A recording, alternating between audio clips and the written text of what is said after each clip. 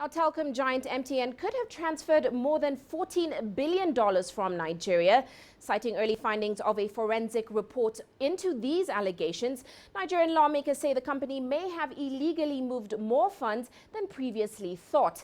Now, accountants and lawyers are also involved in the probe and are examining documents dating back 16 years. MTN has denied the claim, and an investigative hearing between the company, the central bank, and 4 lenders is taking place this week. Shares in MTN Group slid more than 2% on the Johannesburg Stock Exchange following the news.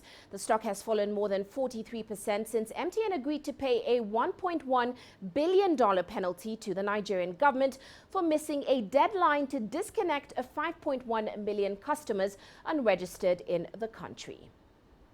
Well, let's get some more insight into this new information. Sophia Dengo now joins us in Abuja. Sophia, always good to see you. Now, of course, what is this new information that has come out that shows, of course, MTN moved more funds than previously thought? Tell us more about that. Well, the investigative hearings that are underway here in Abuja, of course, are revealing the transactions between MTN and the CBN, the central bank here in Nigeria. And of course, this really points to about 10 years in with MTN repatriating close to $13 billion and how that went about. The Nigerian lawmakers are insisting that MTN perhaps through the probe, breached a clause, an act that is here in Nigeria known as a Foreign Exchange Monitoring and Miscellaneous Act, really, that monitors the flow of foreign exchange in and out of the country. And this is where MTN will have the burden of proof in showing that they did indeed follow fiscal procedures here in Nigeria dating back almost 10 years, and that they really have nothing to worry about as an independent body here operating in Nigeria. And of course, the lawmakers have the right to investigate because there really is nothing there. Uche. Well, Sophia, tell us a bit more about that investigative hearing. We know that one between the MTN, the CBN, and the 4 banks was to take place today. What was the outcome of that? Well, within the hearings, of course, the CEO of MTN showed up today.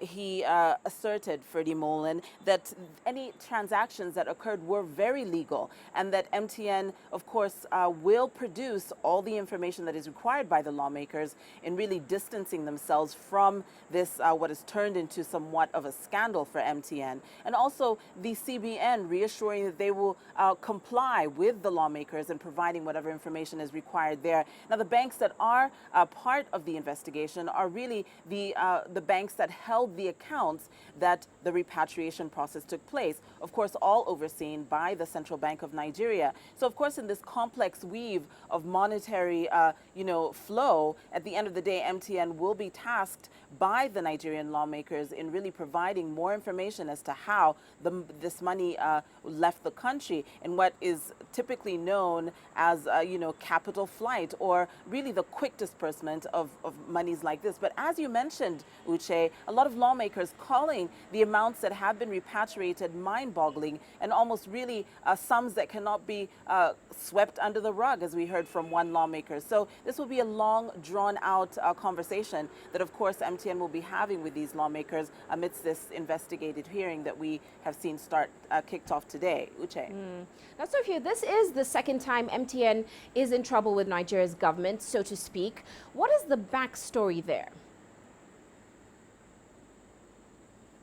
Well, really, in 2015, towards the end of 2015, around December, you saw MTN really hitting a wall with the regulatory body here over security breaches. And of course, that was the impetus, along with the Johannesburg Stock Exchange, really investigating MTN for possible insider trading.